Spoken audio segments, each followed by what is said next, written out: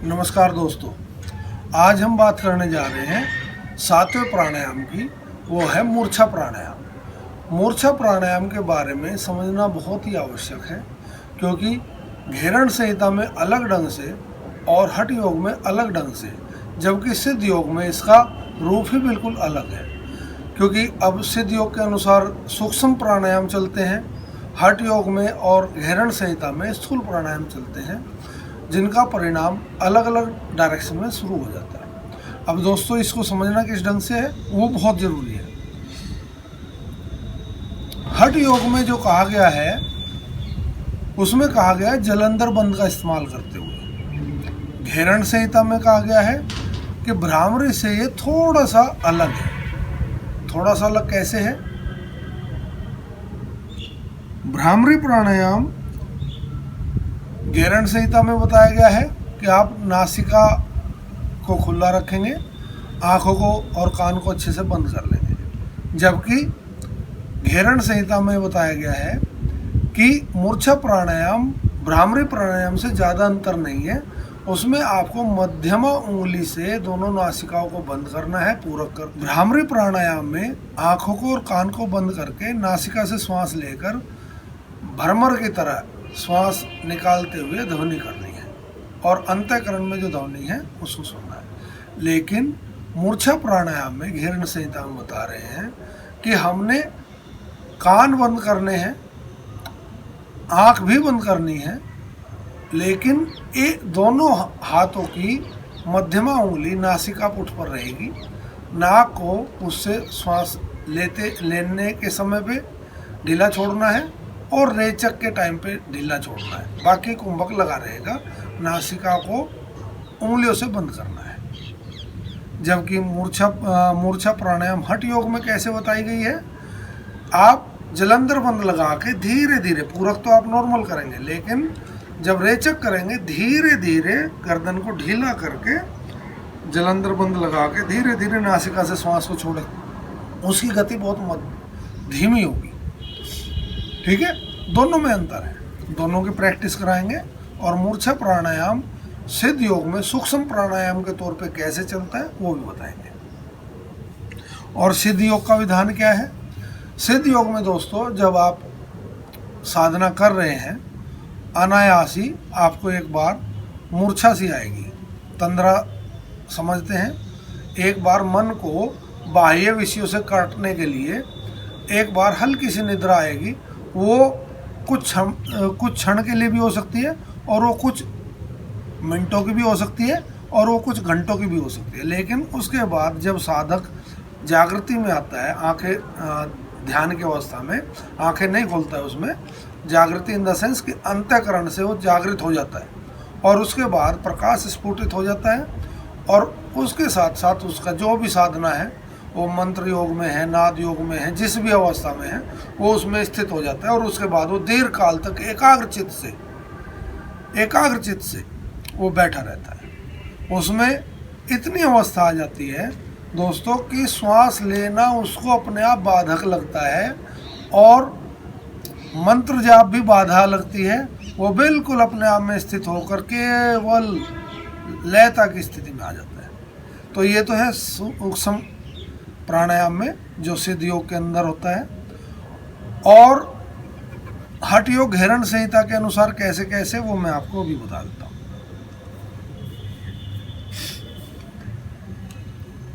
ये हठ योग की विधि है।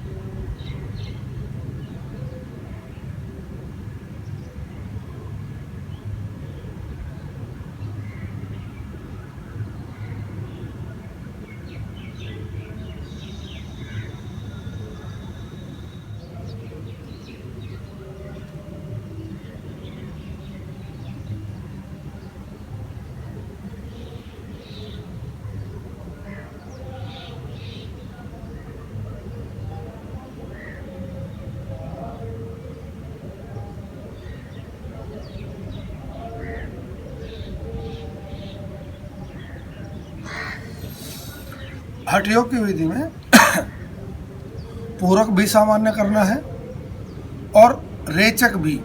आपने जैसे ही श्वास लिया, आपने कुंभक किया, श्वास छोड़ते वक्त आपने जलंधर बंद रखना है, धीरे धीरे नासिका पुटों से श्वास को निकाल देना है, उसकी आवाज़ ना हो। उसके बाद फिर कुंभक लगाना है। ये हठ योग की विधि है। अब घेरण संहिता में मूर्छा प्राणायाम को कैसे बताया, उन्होंने कहा है कि आपने कान बंद किए, केवल इतना ही अंतर बताया।